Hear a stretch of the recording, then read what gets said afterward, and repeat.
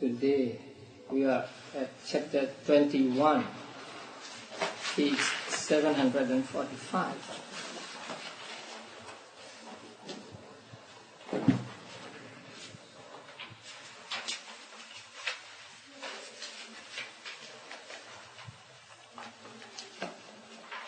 Now, let's say the meditator was meditating, practicing vipassana meditation, and up till now he has reached the knowledge of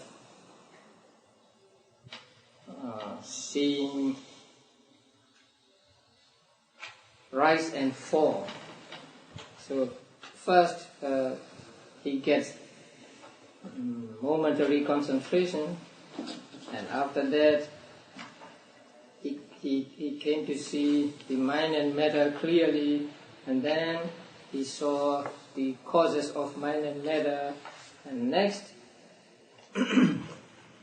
he contemplates on the three characteristics of mental and physical phenomena by the use of comprehending by groups, which is called inferential vipassana. And then he tried to see the rising and falling of mental and physical phenomena, or rising and falling of the things he observes. His knowledge of vipassana has somewhat developed, and at that moment he was troubled by these 10 imperfections of vipassana, or 10 impediments, like illumination, joy, happiness, tranquility, and so on. And they are called impediments or obstacles of vipassana, because if he thinks that they are the indication of the enlightenment, then he will not practice anymore, and so he will not get any more progress. So they are impediments or obstacles to the progress in vipassana, and so he has to surmount them. So he has to regard them as just passing phenomena.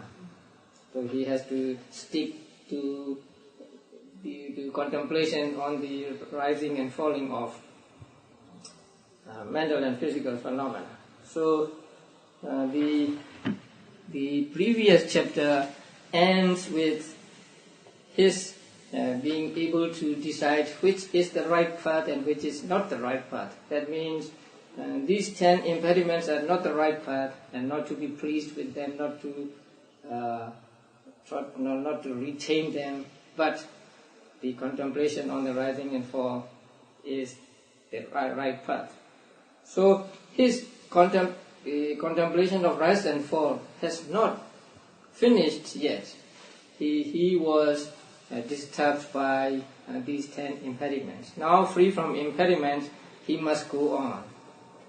So today's chapter, he will go on first practicing contemplation on rise and fall again. So contemplation of rise and, there are two parts in contemplation of rise and fall. So immature stage and mature stage, we can call it. So first he practices contemplation of rise and fall, and it is not very matured, but at that point he was disturbed with these 10 impediments. So now he has cleared those impediments, and so he's going to practice more. So insight reaches its culmination with the 8 knowledges, and knowledge in conformity with truth is 9th. So altogether, let's say there are 9 knowledges, 9 vipassana knowledges. And these are what is called purification by knowledge and vision of the way. Now until the end of the last chapter, that is purification by knowledge and vision of what is the path and what is not the path. So that purification he has reached. And so the next purification is called purification by knowledge and vision of the way.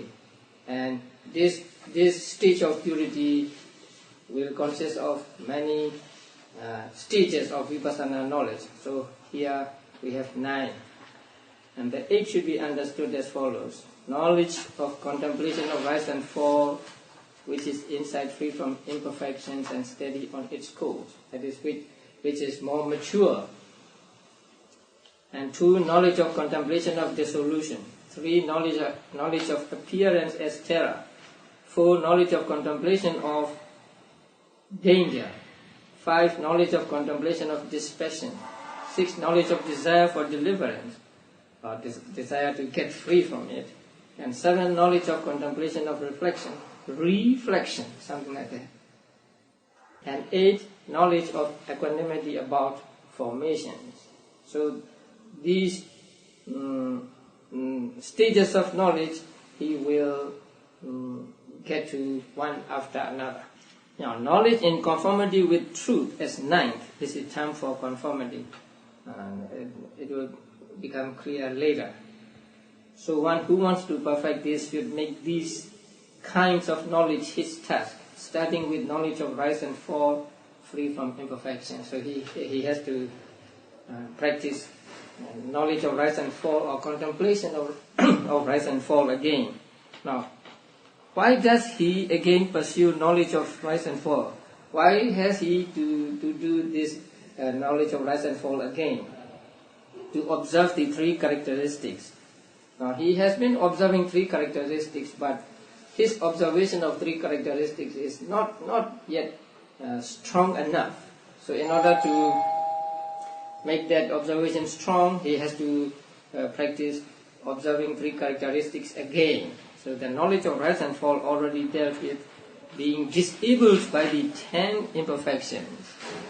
They are troubled by the 10 imperfections or obstacles. Was not capable of observing the 3 characteristics in their true nature. But once free from imperfections, it is able to do so.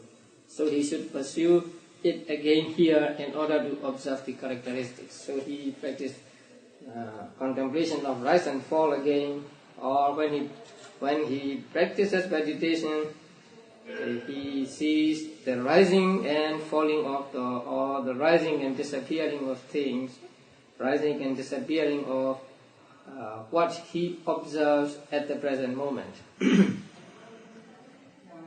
And then the book explains three characteristics, and when they fail to become apparent, for what reason? So first, the characteristics fail to become apparent when something is not given attention, and so something conceals them.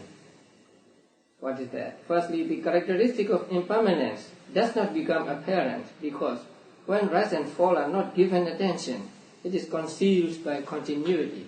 Because it is concealed by continuity, we cannot see the impermanence of things. Because we cannot get rid of this notion of continuity, and so we are unable to see the impermanence of things. And the impermanence is concealed by continuity to us because we do not see the rising and fall of things. The second characteristic of pain does not become apparent. That means we are unable to see it because when continuous oppression is not given attention, when you do not concentrate on your being oppressed by rising and falling continuously, it is concealed by the postures. That means you change from one posture to another very often. So when you change from one posture to another, the next posture is said to be unable to conceal, unable to make known the pain. That means when you have a little pain, then you change the posture. That is, when you are not meditating especially. So you sit for some time, and if there is a pain or some inconvenience, then you change this way and you change that way. So when you change, the pain is gone. So the pain does not become clear or apparent because we change postures every now and then.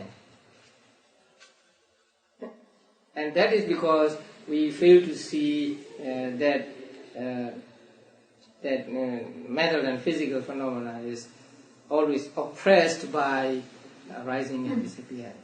So when you see the arising and disappearing, and when you see that it is painful, then, and also when we sit in one posture for some time, then we'll come to see that it is really painful, that there is suffering always. The third characteristic is not self. It does not become apparent because when resolution into the various elements is not given attention, that means when we do not see the mental and physical phenomena in bits or in elements, in different components, there is the notion of compactness. So we see the things are compact, they are put together, or they are held together by something. So that resolution into various elements we do not give attention, so that it is conceived by compactness. Since it is conceived by compactness, and we fail to analyze them into their components, we fail to see the third characteristic of anatta, or not self. However, when continuity is disrupted by discerning rise and fall, so when you practice meditation and you really see the rise and fall of things, then the continuity is disrupted. Continuity is broken for you. So when continuity is broken, then the characteristic of impermanence becomes clear. And when the postures are exposed by attention to continuous oppression, the characteristic of pain becomes apparent in its true nature. And there's an explanation down in the footnote. We will read it later. When the resolution of the complex is affected by resolution into elements, so when we break them down into pieces, the characteristic of not self becomes apparent in its true nature. So if we want to see the three characteristics, what we have to do is see the rise and fall of things, and see the perpetual oppression by rise and fall. And also we have to see, or we have to break everything down into the component elements. Now, in the footnote, the last paragraph, commenting on this Visuddhimagga paragraph, PM means the sub-commentary says, when continuity is disrupted means when continuity is exposed by observing the perpetual otherness of states. Because states are different at every moment. So one state at this moment is not the same at the next moment. So perpetual otherness of states as they go on occurring in succession. For it is not through the connectedness of states and so on. And that sentence is not so good. So what we should understand is that a person who rightly observes the rise and fall, who really sees the rise and fall, to such a person, these mental and physical states do not manifest in a state of connectedness, because he is seeing things rising and falling, rising and falling. That means every moment there is a new thing coming up and then disappear, and then at the next moment another new thing appears, and so on. So when he is seeing the rise and fall of things, then states do not manifest to him in a state of connectedness. They appear to him as bit by bit. Disconnectedness, like iron darts, that means spikes here and there, and not connected as a whole. Therefore, the characteristic of impermanence becomes very apparent to him who pays attention to or who sees the rise and fall clearly. And when the postures are exposed, means when the concealment of the pain that is actually inherent in the postures is exposed. For when pain arises in a posture, the next posture adopted removes the pain, as it were concealing it. That means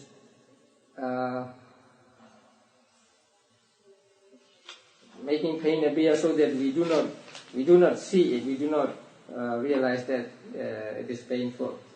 But once it is correctly known how the pain in any posture is shifted by substituting another posture for that one, then the concealment of the pain that is in them is exposed, because it has become evident that formations are being incessantly overwhelmed or oppressed by pain. Resolution of the compact is affected by resolving what appears compact in this way. The earth element is one, the water element is another, etc. So this is earth element, this is water element, this is fire element, and so on. And this is contact, this is feeling, this is perception, and so on. When the resolution of the compact is affected, means that what is compact as a mass and what is compact as a function, that means as to function, and what is compact as to object has been analyzed. So there are three kinds of compactness here.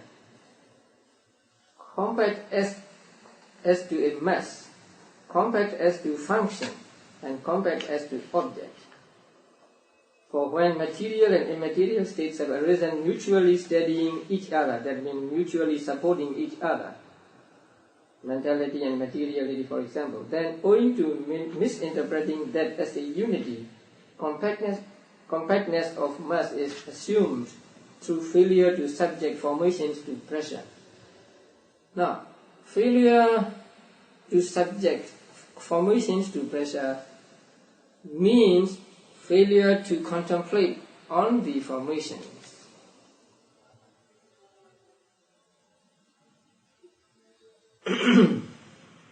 The Pali word used here is madana. Madana means pressing, or what you call doing like this, kneading, right? Something like kneading the dough or something like that. So the Pali word used is pressing or whatever. So he translated as pressure here. But it is to be understood as contemplating. One who has pressed the formations means one who has contemplated on the formations. So we can just say that of mass is assumed through failure to contemplate on the formations. So when we fail to contemplate on the formations, contemplate on them as impermanent and so on. And likewise, compactness of function is assumed when, although definite differences exist in such and such states, functions, they are taken as one. Now, when we see something, the eye has one function, and seeing consciousness has another function, and what is seen has yet another function. So they have different functions, and they are doing their functions at that moment. But when we see something, we don't see them as different functions. We just see them. We think that we see with the physical eye and also with the seeing consciousness. So we do not. That means if we pay no attention, if we do not practice meditation, we see them as a whole, the functions. We don't see that, and it is a function of the eye, and it is a function of seeing consciousness, and so on. So when we see them, these functions as a whole, then it is the compact as to function. And then the next one is compact as to objects.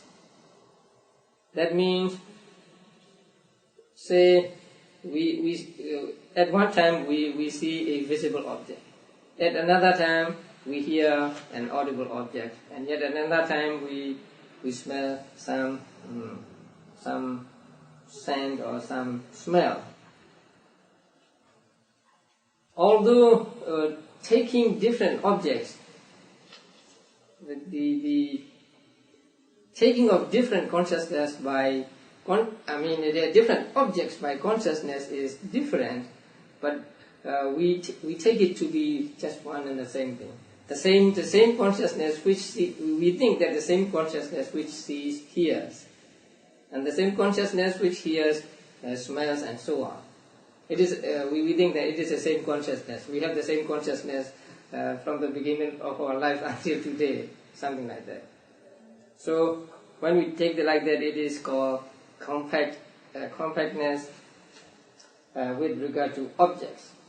But when we try to see them one by one, that is breaking them down into their respective elements, the compactness is gone, and so there can be no misinterpretation as a single unit. But when they are seen after resolving them by means of knowledge into these elements, they disintegrate like froth subjected to compression by the hand.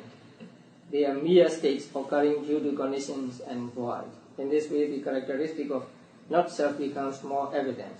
So here we should understand that what conceals the three characteristics, and feeling what they are concealed. So if we fail to see the rise and fall, then the continuity will conceal the impermanence.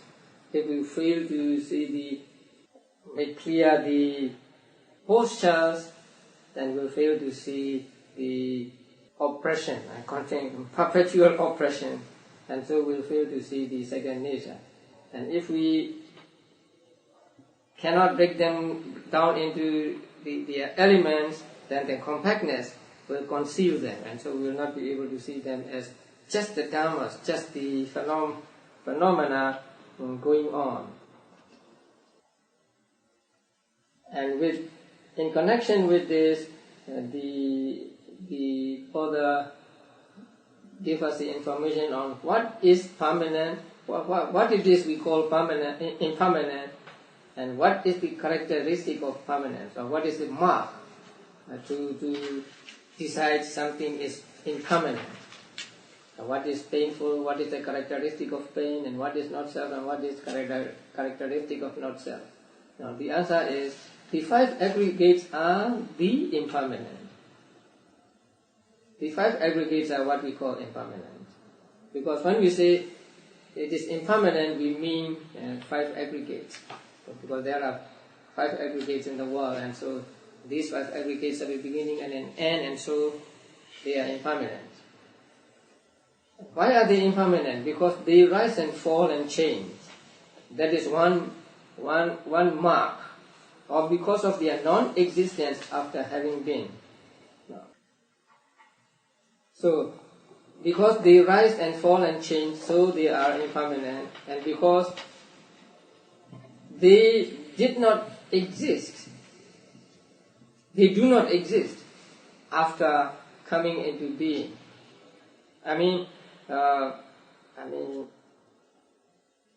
Yes, after coming into being. That means after coming into being, immediately after coming into being, they disappear. So since they disappear after coming into being, they are impermanent. So there are two characteristics, or two marks given here. One is because they rise and fall and change, so they are impermanent. The other is they disappear after coming into being. That's why they are impermanent. Rise and fall and change are the characteristic of impermanence. Or mood alteration. That is very awkward. That means just a particular mode.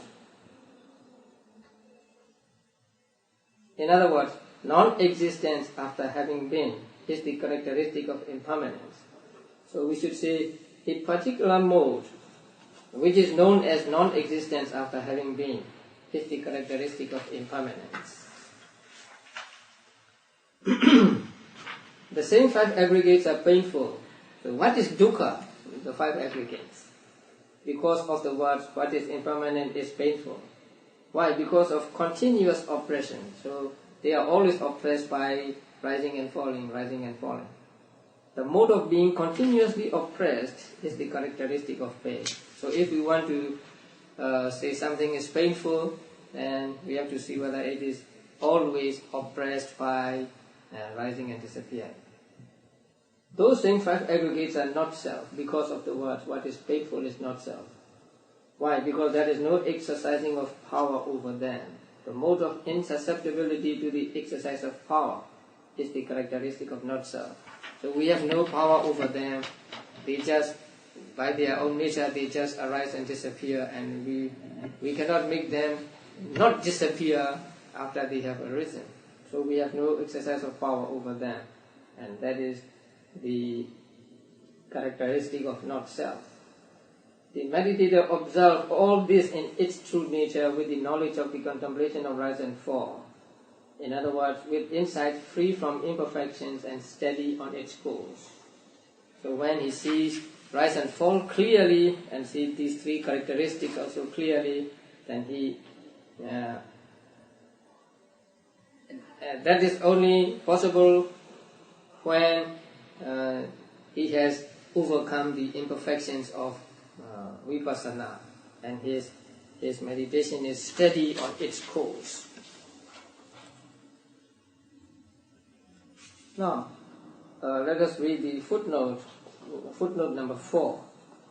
These modes, that is the 3 characteristics, are not included in the aggregates because they are states without individual essence. They are just marks or signs of the aggregates. That is why the characteristics are not included in the aggregates. And they are not separate from the aggregates because they are unapprehendable without the aggregates. Because they are the arising and disappearing of aggregates. So without the aggregates, we do not see arising and disappearing at all.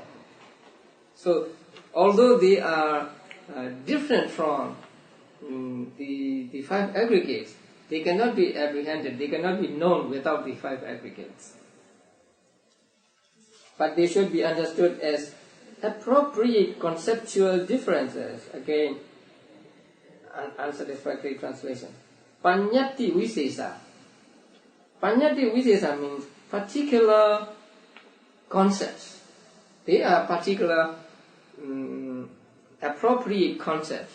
Say, that means the characteristic of impermanence, characteristic of pain, characteristic of not self. They are themselves concepts because they do not have their own individual essence. They are just the marks or signs of the impermanent, the painful and not self 5 aggregates. So instead of saying appropriate conceptual differences, we should say just particular appropriate concepts that are reason for differentiation in the explaining of dangers and the 5 aggregates, and which are allowable by common usage in respect of the 5 aggregates. Now, next paragraph, knowledge of contemplation of dissolution. Now, after a yogi observed in this way repeatedly, examines and investigates material and immaterial states to see that they are impermanent, painful and not self, then if his knowledge works keenly, formations quickly become apparent. That means his knowledge of arising and falling becomes stronger and stronger. So as it gets stronger, the formations become apparent more and more quickly, and his knowledge also becomes more and more keen. Once his knowledge works keenly and formations quickly become apparent, he no longer extends his mindfulness to their arising or presence or occurrence or sign, but brings it to bear only on their cessation as destruction, fall and breaking up. That means his knowledge becomes keener and keener. So when knowledge becomes keener and keener, the formations appear to him more quickly. Because formations rise and fall at their own speed. Not that formations rise and fall slowly and now they rise and fall quickly. They are rising and falling at their own pace. But before his mind becomes mature or strong, and his knowledge becomes strong, his seeing of these formations is not so swift. But now his knowledge or his mind is very keen, and so he can see formations very quickly. Now when formations come and go very quickly, in fact, he cannot see the beginning, the middle, and all three phases of their existence clearly, because they are going past so fast that what he notices is just they are disappearing. It is like you are standing on the side of a freeway and the cars going past you in very high speed. So what you notice is just one car disappearing, another car disappearing. Not the beginning of the cars, but just the disappearing of them. So something like that. When your mind becomes knowledge becomes stronger and stronger, you see the formations come and go quickly and quickly, very quickly. And when you can see them quickly, then you see only the disappearing of them, not the arising, or not their sign means. You see the word sign there? Yeah. That means you will lose seeing forms and shapes before you reach this stage. So when you observe things, you observe with these shapes and forms. So when you are aware of the breath, you see the breath as something, say, going in and out, something like a pencil or something like a rod. And when you concentrate on the movement of the abdomen, you see the abdomen, the shape and form of the abdomen along with the movement. But when you reach this stage, you no longer see the form or shape. You just see the pure phenomena. So sometimes yogis will think that they have lost meditation altogether, because formerly they are seeing things in connection with the shape and form, and now they don't see any shape and form, and so they think that they have lost meditation or lost the object altogether. But actually it is not the case. It is just losing the signs or shapes or forms. And so a yogi is able to take the ultimate reality as object of his meditation, not mixed with concepts. Before he reaches that stage, his understanding is mixed with concepts. He understands mental and physical phenomena mixed with concepts. Now when he reaches this stage, he is able to see mental and physical phenomena purely and not mixed with shape or form or whatever, the concepts. So he sees only the falling or the disappearance of things at this stage. And this is called knowledge of contemplation of dissolution. When insight knowledge has arisen in him in this way, so that he sees how the field of formation, having arisen thus, ceases thus, it is called contemplation of dissolution at that stage, with reference to which it is said. So the following is a quotation from one of the books, and then explanation of that quotation. Now, the style in the quotations, it is from Visuddhimagga, is a little different from the style in other books like Sutta Pitaka. Sometimes it's often not so easy to understand at the Sutta passages. So the commentator or the author had to explain them in detail. Now, so we may skip some passages, some paragraphs, and then paragraph 14, let's go to there. He contemplates anupasati. Now, the word anupasati is translated as he contemplates here, and it is commented upon or explained by he sees always accordingly, because it is commented upon as anupasati. Now, anupasati means he sees more or he sees much, not always accordingly. He sees more or he sees much. And he sees much means he sees again and again in various modes. So that is what is meant. So he contemplates only on the disappearing of what he observes or what of the mental and physical phenomena. Now, progressing in this way, paragraph 18, he relinquishes, he does not grasp what is meant.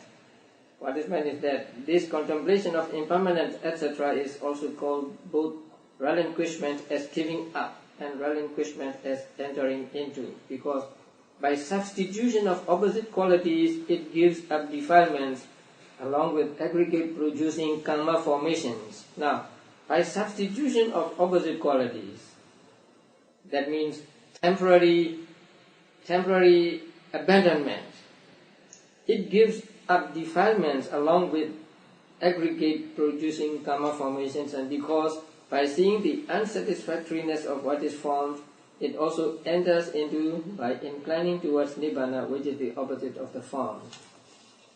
So he relinquishes everything and he does not grasp at anything.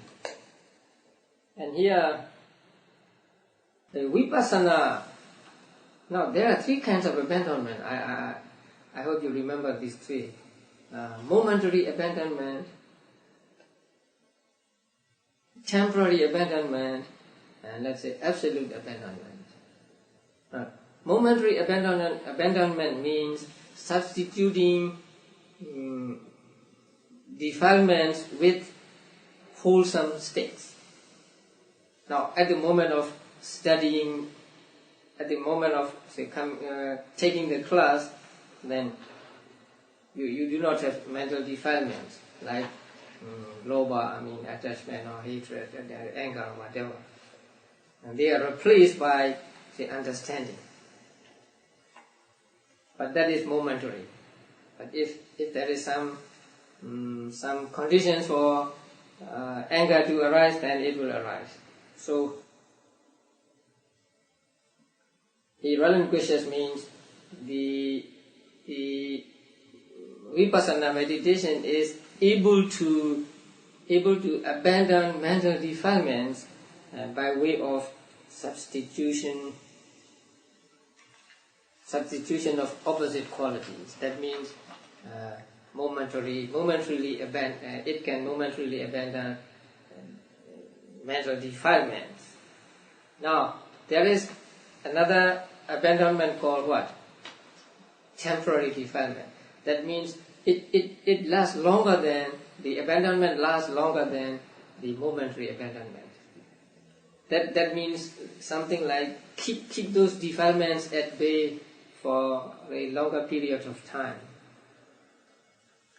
Now, when you practice vipassana meditation, say you observe something, and when you see it clearly and when you see that it arises and disappears, you are able to get rid of mental defilements with regard to that object. Now, when you have practiced meditation and when you have gained experience, then at that moment you can also abandon defilements with regard to those which you do not observe. Just as you can abandon mental defilements with regard to objects you observe, so you are able to abandon mental defilements with regard to those that you do not observe. They still remain, say, suppressed or something like that. So that is what is called the temporary abandonment by vipassana meditation. So these two vipassana can achieve, but the absolute abandonment comes only at the moment of enlightenment. So the bhikkhu who possesses that contemplation gives up defilements and enters into nibbana in the way stated. He does not grasp or cling to defilements by causing rebirth, nor does he grasp a formed object through failing to see its unsatisfactoriness. Hence, it was said, he relinquishes, he does not grasp. And then other things. Now, this is the contemplation of dissolution, right? So when he no longer, paragraph 27, when he no longer vacillates and so constantly bears in mind that the unceased will also cease, the undissolved will also dissolve, then he disregards the arising, presence, occurrence and sign of all formations which keep on breaking up, like fragile pottery being smashed, like fine dust being dispersed, like sesame seeds being roasted, and he sees only their break up. Just as a man with eyes standing on the bank of a pond or on the bank of a river during heavy rain would see large bubbles appearing on the surface of the water and breaking up as soon as they appeared, so too he sees how formations break up all the time. So the Blessed One said of such a meditator, and he who looks upon the world as one who looks upon a bubble, as one who looks upon a mirage, is out of sight of Death the King. When he constantly sees that all formations thus break up all the time, then contemplation of dissolution grows strong in him, bringing 8 advantages, which are these. So, a person who has reached this stage of knowledge get these 8 advantages. Abandoning of false view. The bracket is the other way. The abandoning of false view of becoming. Giving up attachment to life. Constant application, that means always practicing. A purified livelihood. No more anxiety or no more concern. Absence of fear. Acquisition of patience and gentleness, and conquest of aversion and sensual delight. That means neither glad nor sad. Hence the ancient said, one seeing these 8 perfect qualities, he comprehends formations constantly, seeing break up in order to attain the deathless, like the sage with burning turban. Actually, what the verse says is, the sage, on seeing these 8 perfect qualities, comprehends formations constantly, seeing breaking up in order to attain the deathless, like a man whose clothes or head are burning. It is strange that all translators misunderstood the passage here. The Pali word used is Chela and Sila. Chela, C-E-L-A. Chela means just a cloth or cloth, not necessarily a turban. So there are two similes. A man whose clothes are on fire, or a man whose head is on fire. So if your clothes are on fire, you don't do any other thing, but you try to put the fire out. And also, if your head is burning, then you try to